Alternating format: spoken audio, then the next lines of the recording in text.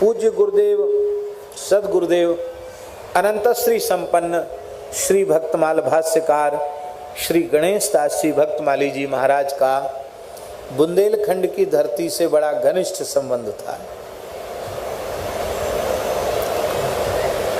महाराज जी जिस काल में वाराणसी में पढ़ते थे, काशी में, उसमें बुंदेलखंड के कुछ विप्र बालक भी काशी में पढ़ते थे। गोरा गांव के पंडित जयराम जी और पंडित श्री मिश्र जी, एक क्यों मिश्रा जी, हरिहर दत्त के पिताजी क्या नाम था?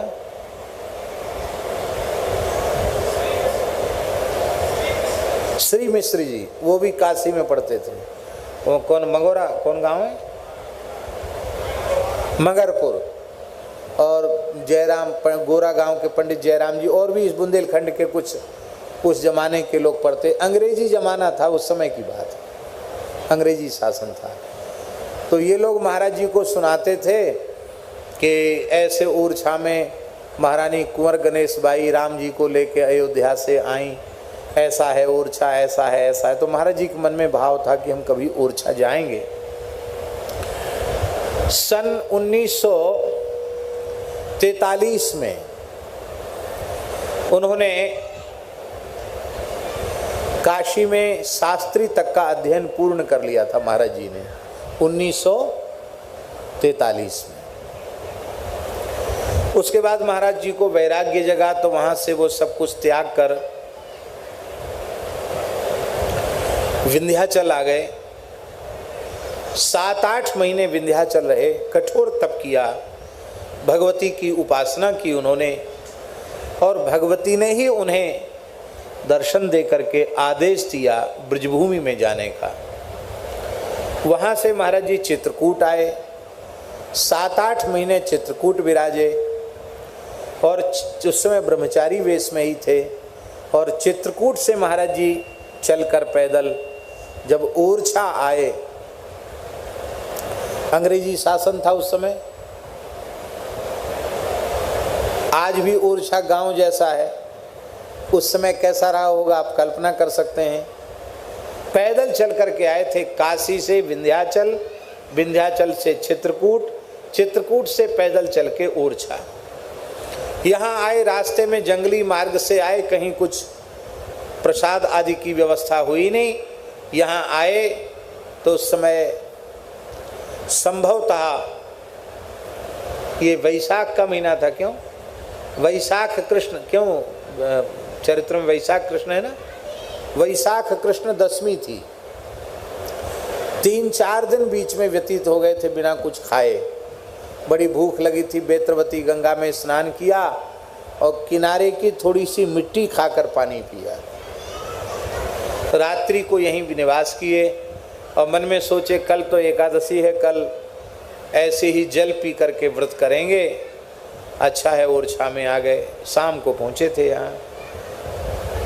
राम राजा सरकार को सहन नहीं हुआ और राम राजा सरकार एक ब्राह्मण के वेश में पूज्य गुरुदेव के समक्ष आए और बोले, ब्रह्मचारी जी आप, लगता है 3-4 दिन से आपने कुछ खाया नहीं है, आज एकादशी है, आप हमारे घर में फलाहार कर लीजिए। तो महाराज जी ने मन में सोचे चलो हम तो जल पी के सोचते थे, अब कई दिन हो भी गए हैं, अपने आप भगवान ने व्यवस्था की है तो कोई बात नहीं। तो उनके घर महाराज जी चले गए, प्रेम से फलाहार किया। दूसरे दिन फिर आ गए वो, बोले जो एकादशी को फलाहार करावे उसे द्वादशी को पारण जरूर कराना चाहिए, तो आप हमारे घर चल के पारण कर लीजिए। महाराज जी बोले बिल्कुल ठीक, पालेंगे प्रसाद। पा के आ गए। नाम अपना बताया था पंडित राजा राम जी। नाम क्या बताया? पंडित राजा राम जी नाम बताया। और जब महाराज जी प्रसाद पा के आ गए, हो सकता है लंका दहन हनुमान जी का ही क्षेत्र हो, कोई पता नहीं, बेतवा के किनारे आकर महाराज जी थे। तो मन में महाराज जी के आए कि पंडित जी बड़े मीठे स्वभाव के थे, उनसे पूछें कि भाई मन लग रहा है यहाँ, ओरछा में हमारे रहने की कहीं व्यवस्था हो सकती है क्या? तो एक दिन पहले भी गए थे, दूसरे दिन भी गए थे, पूरे ओरछा में घूम लिए, राजाराम पंडित जी नाम के कोई पंडित जी ही नहीं मिले। तो महाराज जी को बड़ा आश्चर्य हो कि न तो घर दिखाई पड़ा, न वो ब्राह्मण देवता दिखाई पड़े, आखिर कौन थे? अब बार बार दिमाग में आने लग गया कि वे कौन थे, कौन थे। बड़े विकल हो गए। द्वादशी को शाम की बात है, विकलता बहुत बढ़ गई। तो राम राजा सरकार में ब्यारू भोग आ गया और मंदिर में चिक पड़ गई।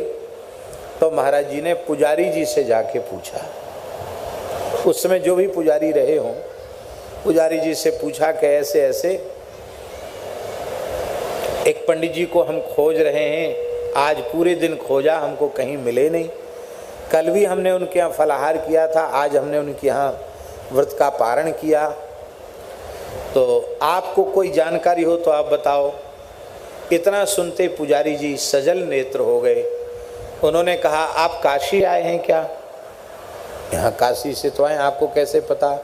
बोले, आज दोपहर में ही भगवान को शयन कराने के बाद हम थोड़ी देर विश्राम में गए तो हमको स्वप्न में राजा सरकार ने कहा कि काशी से ब्रह्मचारी जी आए हैं, उनको हमने एकादशी का फलाहार करवा दिया है, द्वादशी को प्रसाद पवा दिया है, अब वो तुम्हारे पास पूछने आवे तो उनको मंदिर में ही व्यवस्था कर देना। तो वो राजाराम पंडित जी और कोई दूसरे नहीं थे, ओरछा राम राजा सरकार ने ही प्रत्यक्ष छद्म वेश में आपका 2 दिन आतिथ्य किया है, अब आप यहीं विराजो मंदिर में। तो 8 महीने महाराज जी राम राजा सरकार में रहे। बोले, हम बिना सेवा के नहीं रह सकते, हम खाएंगे तभी जब कुछ सेवा करेंगे। तो पुजारी जी ने कहा, क्या सेवा करोगे? ब्राह्मण घर का शरीर है, आप रसोई बनाना जानते हो। महाराज जी को रसोई बनाने में शुरू से ही बढ़िया रहा। तो महाराज जी ने राम राजा सरकार का 8 महीने भंडार बनाया है। कितना? रसोई में महाराज जी सेवा करते थे और ठाकुर जी को भोग लग जाता, उसके बाद महाराज जी अपने एकांत में जंगल में कहीं बैठ के भजन करते। तो ओरछा से उनका बहुत गहरा संबंध जुड़ा था। हमारे पूज्य श्री बराना वाले महंत जी महाराज, पूज्य परम पूज्य श्री महंत श्री शिवनंदन दास जी महाराज बराना में मुरली मनोहर मंदिर पे वो महंत पद पर विराजमान हुए। वो भी बहुत पुराने जमाने की बात है, शायद अंग्रेजी जमाना ही रहा होगा जिस समय महंत जी बराना मंदिर पे आकर के विराजे। प्रदेश स्वतंत्र हो गया था, तो उनके माध्यम से महाराज जी का यहाँ आना जाना अधिक हो गया।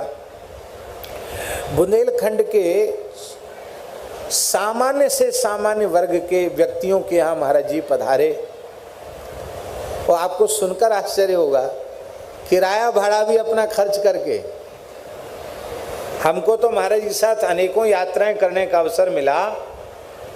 ट्रेन से आना, साधारण टिकट लेकर के मथुरा से झांसी, और फिर बसें भी कम चलती थी और भूसा जैसी बसें भरी जाती थी। और उस समय बसों में कोई धुआं पीने पर भी प्रतिबंध नहीं था। उसमें बैठते ही लोग बीड़ी बीड़ी पीने लग जाते थे। और उन बसों में महाराज जी बैठकर यात्रा करते, हम लोग भी यात्रा करते।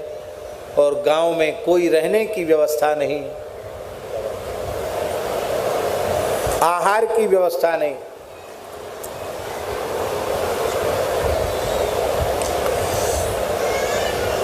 ऐसी जगहों पर भी महाराज जी ने कृपा करके पदार्पण किया। आप विचार कीजिए, श्री विष्णु हरि डालमिया जी विश्व हिंदू परिषद के अध्यक्ष थे और भारतवर्ष के बड़े उद्योगपतियों में उनका नाम था। उनके यहाँ महाराज जी की कथा निश्चित थी डालमिया हाउस दिल्ली में। और उसी समय एक बंधा गांव के गरीब आदमी ने वहाँ के शुक्ला जी पंडित जी के द्वारा 15 पैसा का पोस्ट कार्ड डाल दिया कि मिति इतने से इतने तक कथा बाँचवे की कृपा करें। तो महाराज जी ने डालमिया जी को चिट्ठी लिख दी कि आप बड़े लोग हैं, आपको बड़े से बड़े वक्ता उपलब्ध हो जाएंगे, आप इन तिथियों में किसी भी वक्ता को बुलाकर कथा कहें। करवाले में हमारे पुरानी जजमानी है बुंदेलखंड, हम वहाँ जाएंगे। और वो इतने गरीब आदमी के यहाँ कथा कहने गए अनिल जी, ऐसे गरीब आदमी के यहाँ, उसके यहाँ व्यवस्था भी नहीं थी, एक टपरा पड़ा था। और अब पंडित जी भी कोई पाठ करेंगे तो उनको दक्षिणा देनी पड़ेगी, और दक्षिणा की व्यवस्था बेचारे के पास थी नहीं। तो शरीर के पिताजी को महाराज जी ने कहा, चिट्ठी लिख दी कि तुम पाठ करने आ जाना। उनको सरकारी अध्यापक थे, उनको छुट्टी मिली नहीं, तो तनख्वाह कटा करके वो पाठ में रहे, तनख्वाह कटा के पाठ में रहे। और जब पूरी कथा हो गई तो अब पता नहीं पंचायत जुड़ती है कि नहीं, उस समय तो पंचायत जुड़ती थी, पंच कहते थे कितनी दक्षिणा पंडित को देनी चाहिए। तो पंचों ने कहा भैया बड़े महात्मा आए वृंदावन से, क्या दक्षिणा दोगे? तो वो भगत बोले, बधा गांव के टूड़ा माते हैं, वो बोले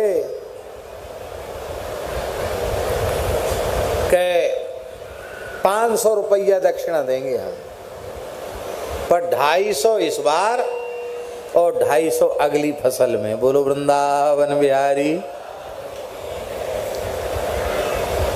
और पंच कह रहे थे कि नहीं तुम 500 दो। बोले भैया हम कुछ ब्राह्मण भी जिमाने पड़ेंगे, इतनी व्यवस्था हम पे नहीं है, हम 250 ही देंगे। महाराज जी के कान में बात पहुंच गई। महाराज जी ने भगत को बोला, बोले किसी के बहकाने में मत आना, कथा की दक्षिणा 1.25 रुपया होती है, दक्षिणा एक नियम है, तो 1.25 रुपया देने से नियम पूरा हो जाएगा। और अगले साल का वादा मत करो कि अगले 250 नहीं, तुम्हारे 1.25 रुपया में ही पूरी कथा हो गई, पूरी दक्षिणा हो गई, और तुम प्रेम से गांव को जिमाओ चाहे ब्राह्मणों को जिमाओ।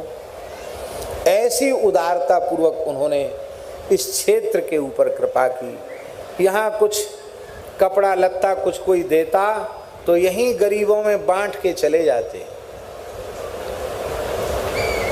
एक केवट जानते हो ना, केवट, एक केवट ने महाराज जी से दीक्षा ली। तो बराना की बात है, तो महाराज जी ने उसको दीक्षा देके थाली, लोटा, गिलास, कटोरी, एक कुर्ता का कपड़ा, 2 धोती, एक गमछा और 100 रुपया ले ये प्रसाद। उसने बेचारे ने बोला, आदमी ले लिया उसने। बराना वाले महंती जी बड़े बिगड़े गए, दीक्षा ले रहा है कि उल्टे गुरु महाराज से कपड़ा लत्ता बर्तन और भेंट ले रहा है। महाराज जी बोले किसी की दीक्षा में देना पड़ता है, हमारी दीक्षा में गुरु जी ही देते हैं, जिसको दीक्षा देते हैं कुछ न कुछ प्रसाद देते हैं।